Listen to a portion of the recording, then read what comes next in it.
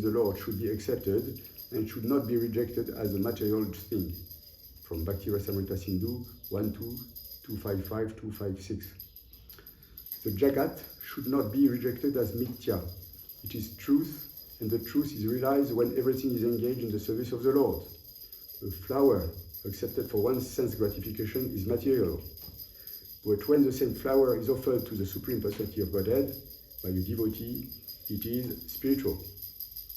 Food taken and cooked for oneself is material, but food cooked for the Supreme Lord is spiritual prasad. This is a question of realization. Actually, everything is given by the Supreme Personality of Godhead, and therefore everything is spiritual. But those who are not advanced in proper knowledge make distinctions because of the interactions of the three modes of material nature. In this regard, Srila Jiva Goswami says that although the sun is only the only light, the sunshine, which is exhibited in seven colors, and darkness, which is the absence of sunshine, are not different from the sun. For without the existence of the sun, such differentiations cannot exist. There may be varied nomenclature because of different conditions, but they are all the sun. The Puranas therefore say, Ekadesha Chitasya Gner Jyotsna Vishtarini Yataha Parasya Brahmana Shaktis Tadedam Akilam Jagat. Just as the illumination of a fire, which is situated in one place, is spread all over, the energies of the Supreme Personality of Godhead, Param Brahman, are spread all over this universe, from Vishnu Purana 1.22.53. Materially, we can directly perceive the sunshine spreading itself according to different names and activities. But ultimately, the sun is one.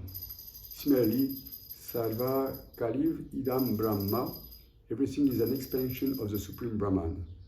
Therefore, the Supreme Lord is everything, and he is one without differentiation. There is no existence separate from the Supreme Personality of Godhead.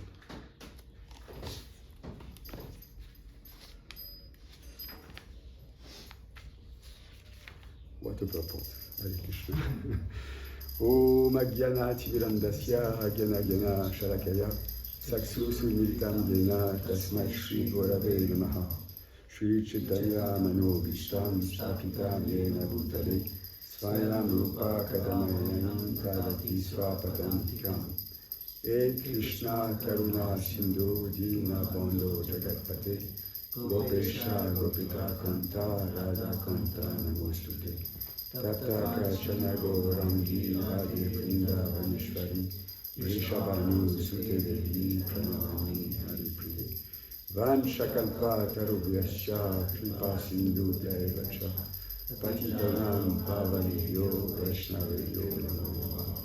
Jai Shri Krishna Chaitanya Prabhu Nityananda Shri Advaita Gadadhar Shrivasadi Gaura Bhakta Vrinda Hare Krishna Krishna Krishna Hare Hare Hare Rama Rama Rama Hare Hare.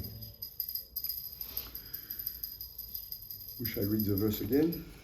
Translation, very slowly. My dear Lord, your Lordship alone is the cause and the effect. Therefore, although you appear to be two, you are the absolute one. As there is no difference between the gold of a golden ornament and the gold in a mine, there is no difference between cause and effect. Both of them are the same. Only because of ignorance do people concoct differences and dualities.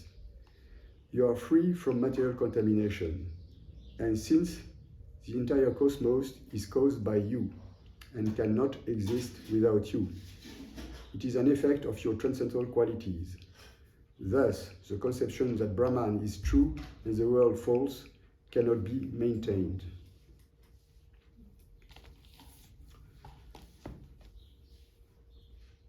So, here is a very deep and strong explanation of the true nature of Brahman.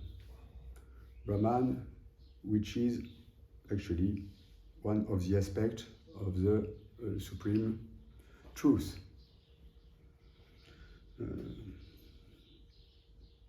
The absolute truth, which is actually described in the very first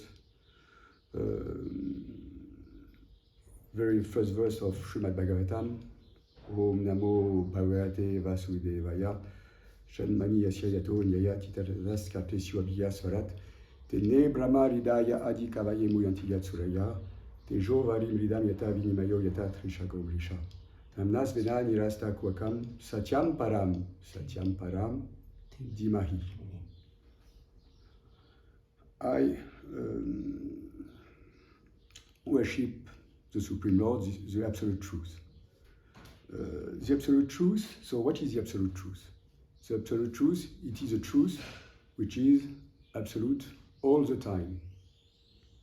All the time. That is to say, there is the comparison is made at the very beginning of Srimad Bhagavatam between absolute truth and relative truth. Relative is something which may appear true at some time, but not true at another time. For instance, a garden may be a nice garden with many flowers, but we cannot say it is always true, because it may be like this in summertime, but the same garden will be without flowers in winter time. So this is the difference between absolute truth and relative truth. But as far as truth is concerned, relating to the Supreme Personality of Godhead, it is always true.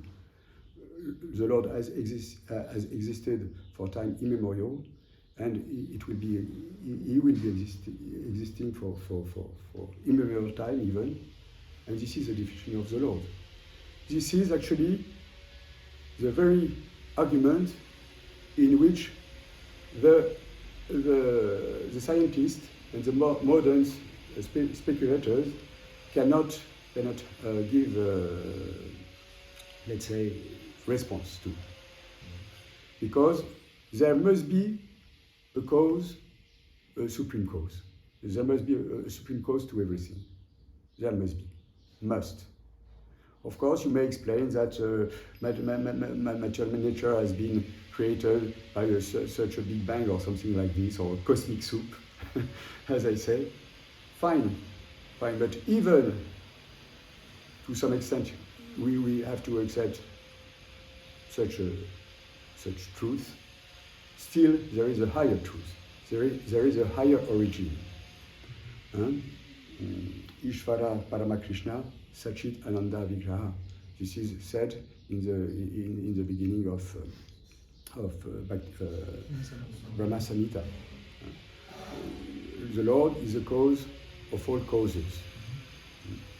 Om Purnamada Purnamidam Purnat Udachyate Purnasya Purnamadaya Purnam Eva Vasisyate.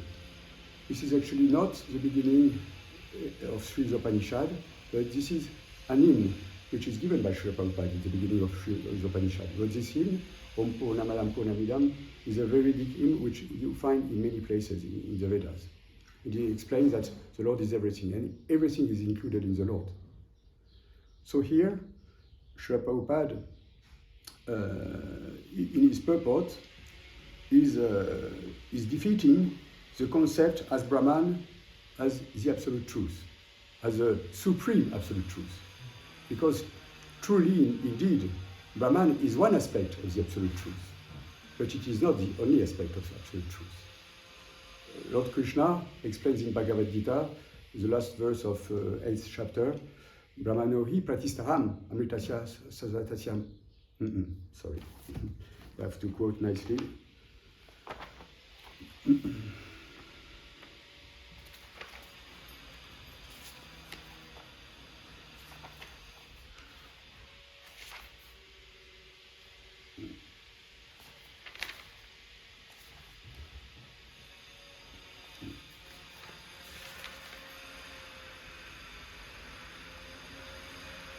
The 14th chapter. 14th chapter. No, 14. last verse of 14th chapter. Yes. Brahmanohi pratistaham amritasya yayatascha sasvatasya chadarmasya sukeshita antikasyascha. I am the basis of the impersonal Brahman, which is immortal, imperishable, and eternal, and is the constitutional position of ultimate happiness. Ultimate happiness. Happiness. And also, Lord Krishna explains in 8th chapter of Bhagavad Gita, the famous verse, Brahma Bhuta Prasadatma Nasochati Nasanchati Salma Sarveshu Kaleshu. So that is to say, Brahman is a source of ultimate happiness. And it means that actually we cannot get spiritual happiness, yes, we cannot get spiritual realization without situating the mode at the level of Brahman. So what is for us the idea of being situated at the mode of Brahman? It means that we have to get spiritual elevation, spiritual knowledge. Brahman in this respect means spiritual knowledge. Brahman actually is quite a term you find in many places in the Vedas, in the Shastras, and therefore it has many explanations. But here, in the context of the verse, Brahman means the absolute truth, and it means actually realized knowledge. Srila Prabhupada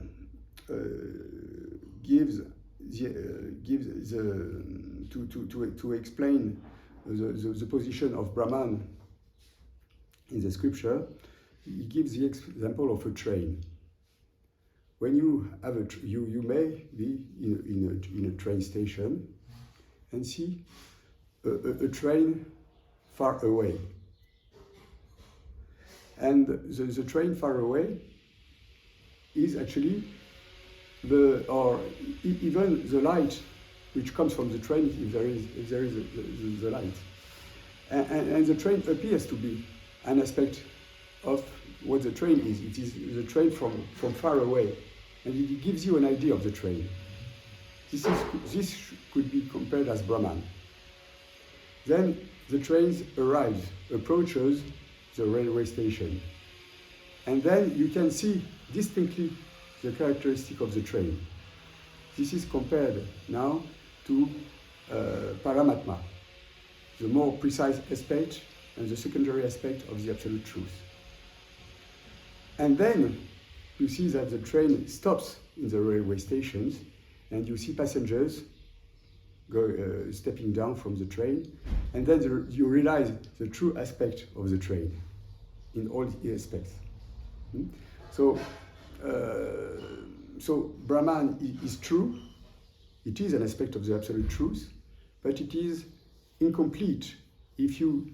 It may give us an incomplete understanding if we separate it from the two other aspects of the absolute truth. Srimad Bhagavatam at the beginning explained Brahmeti Parampi Bhagavan iti sabhyate. The absolute truth is composed of three aspects: Brahman, Paramatma, and Bhagavan.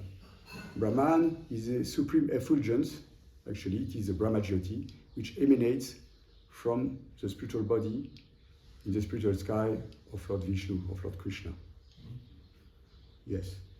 The second, this is in this Brahman, in this Brahma Jyoti, actually, the impersonalist wants to merge into. They find it as the supreme pleasure. It is true that this Brahman gives a supreme pleasure, but it is not the ultimate pleasure, because you cannot remain eternally in Brahman, because actually the spirit soul needs to act. There is a need for action, and if we cannot engage our senses in some activity, therefore we cannot remain. we cannot remain in Brahman. We cannot remain inactive. And this is why actually Srila Prabhupada has given us the various activities in Krishna consciousness so that we can engage all our senses in the service of the Lord, very practically speaking, according to our guna and karma and our qualities. Yes. It is impossible for most of us to chant Hare Krishna all the day long in one place, just situated and trying to find some pleasure. Yes, we can chant Hare Krishna for some times.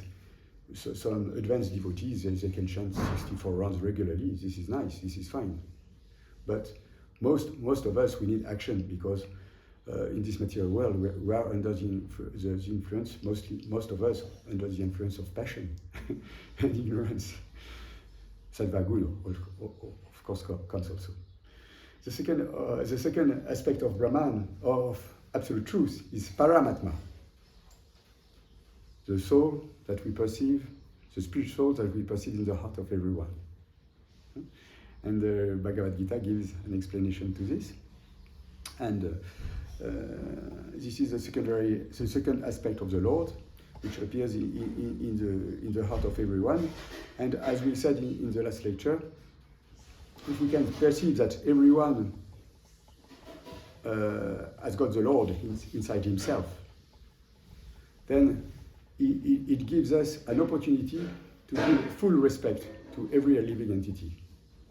And this is why actually the devotees in general are accepted for their good qualities, because the devotee of the Lord can perceive the Lord himself in the heart of everyone, and therefore he gives full respect to every living entity on the planet.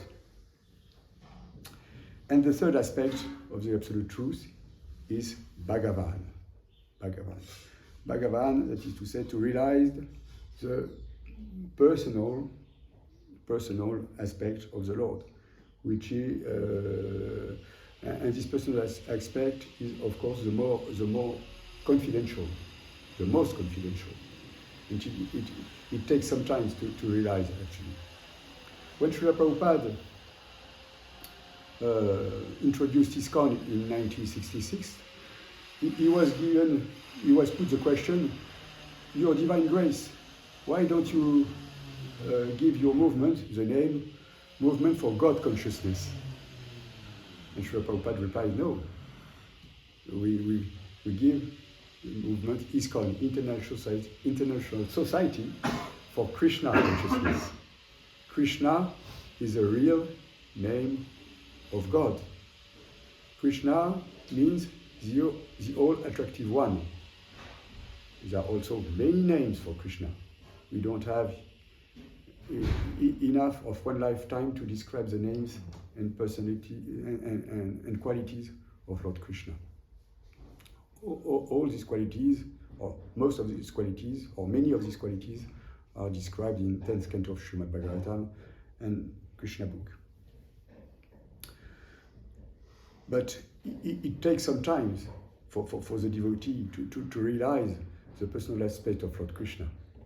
And we may question why Srila Prabhupada puts himself on the case of the impersonalists in all his texts, practically speaking, in the whole Bhagavad Gita, in the whole Srimad Bhagavatam. We hear of this impersonalists, and we would question why. Why does he speak of impersonalists all the time?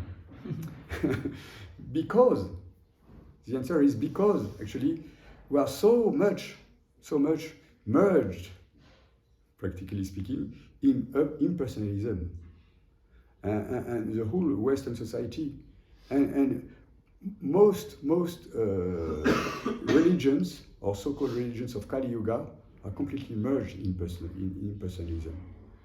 And because of this impersonalism, the world is completely upside down. So this verse and the purport stress the point that absolute truth is one. Absolute truth is one. There is only one absolute truth, and it cannot be separated. And the absolute truth is the Lord, the Supreme Lord, Lord Krishna. Why so? Because actually, again, it is a fight given by Srila Prabhupada against impersonalism. Because when you hear people speak nowadays, they will have to speak of the divine, of some energy, some potency, but they dare not utter the name of God.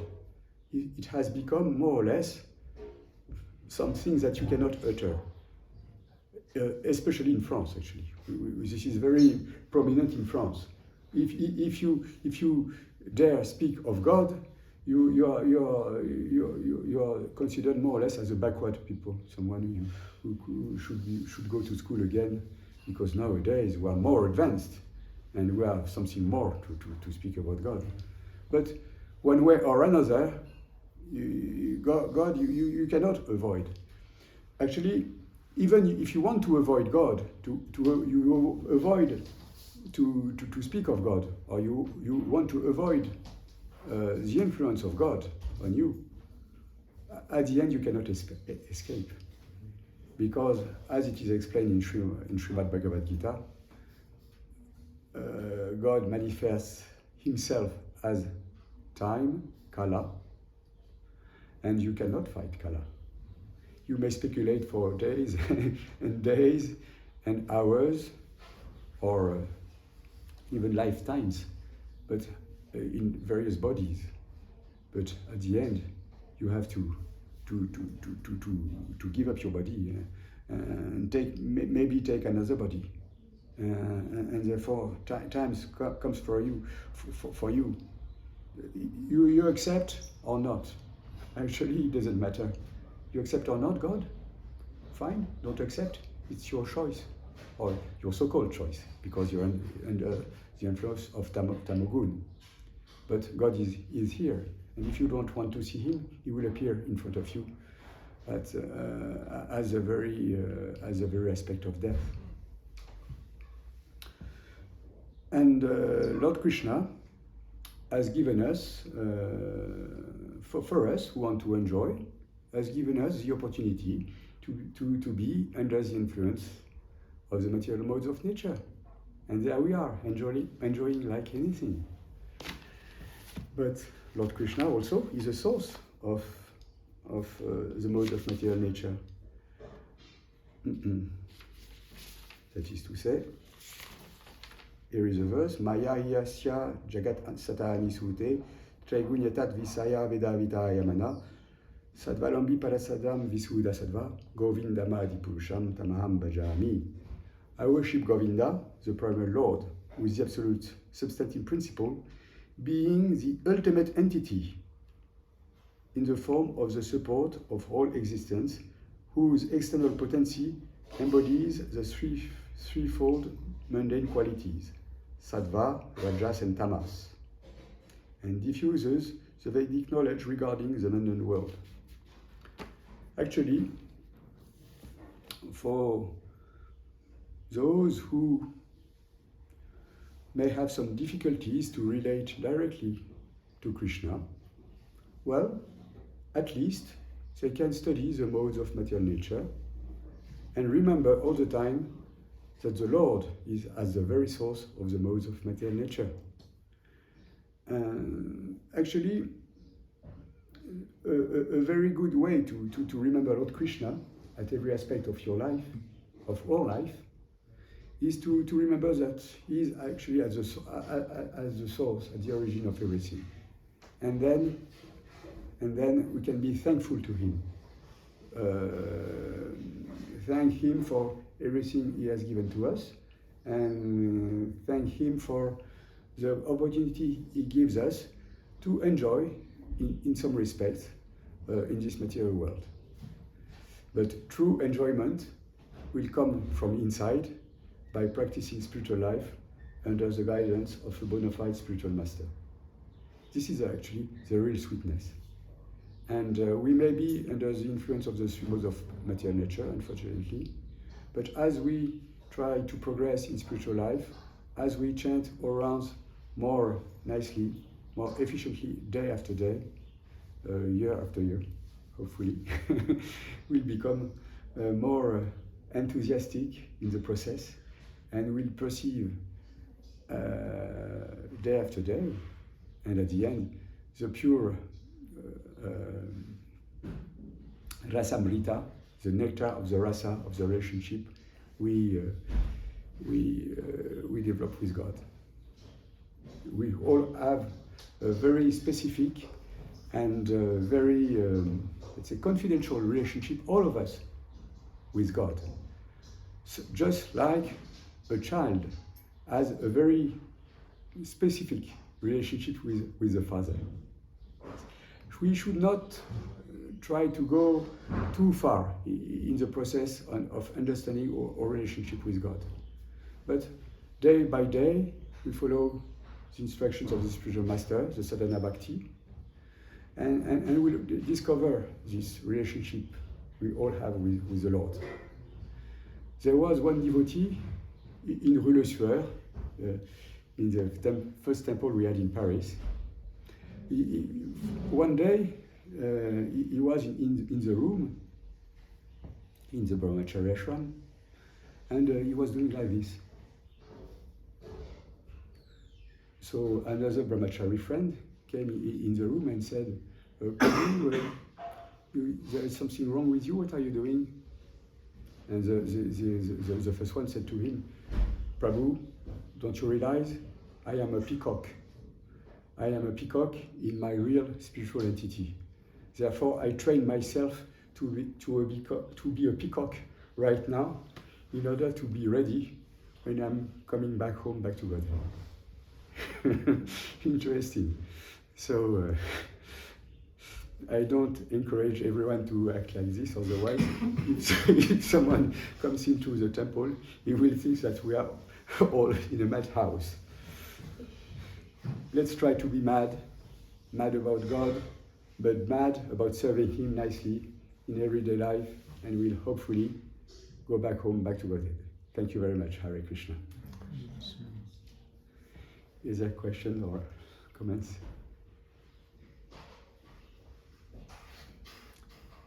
It's quite a strong purport, and we could spend actually a few classes, many classes, a whole week series of classes on the topic. Yes, Prabhu. No, that I was you were mentioning about this thing about the creation, scientific version of creation and Big Bang and this. What do you say? The soup, cosmic soup. Yes. No, and there is this. So there is this concept of what's the name of that? What's the name of that? Sannyasi? Yeah, Mahatattva. No? Yeah, Mahatattva. No? And they have this idea of Mahatattva, which is the soup. Yeah, well, not all the cloud, I guess they call it. No? Yes. And the some also Greek philosophers, they have this thing about what's it called? Helion, I think they call it. And they have this idea, and it is conceived within our philosophy. But you were mentioning something that if they only see the phenomenon of creation, they might just see just a portion of that. If they see the expansive movement of Big Bang, if that is the expansive movement of breathing, they can only see the effect. Yes. And we were discussing yesterday, unless we can accept the oral version of Bhagavatam, because we haven't written, but we cannot know this unless we have something that is beyond our direct contact. We cannot accept, and this is what we have now with Bhagavatam. Prabhupada is detailing all these things from Upanishads and verses which we haven't written in form, but it's from so far away that science or current science, they will never be able to see this. They cannot perceive it. There's no way for them to prove it with their methods. Yes, thank you very much, Prabhuji. Actually, what you mentioned is quite actually a very nicely a summary of what is written in the verse itself. We cannot understand the effect if we don't see the cause. Yes. This is what is written very nicely in the verse. It mentions the cause as non-apparent or not. What is the? It uses a. It uses. It mentions like the cause is not. There's no appearance of the cause. There is no difference. There is no difference between cause and effect. This is quite a strong topic, and not so easy to. Because we can only see. Not so easy to understand. Because we're only seeing the effect. Yes. In reality, with the senses, we cannot see the cause, but they're the same. So that's. So yes. So thank you, Prabhu. As we said, if we cannot really understand the aspects, the various aspects of the effect, let's meditate that among all this variety, there must be a cause, and this is it. This is it. And this is it. Nothing more to say. Yes, Prabhu. So you got the first verse of Srimad Bhagavatam, and the Acharya give a very specific translation of Amricha in Tejo Vari Mridam Yatra Vidmayo. Sago Mricha. Prabhupada translated like presque réel, quasi réel.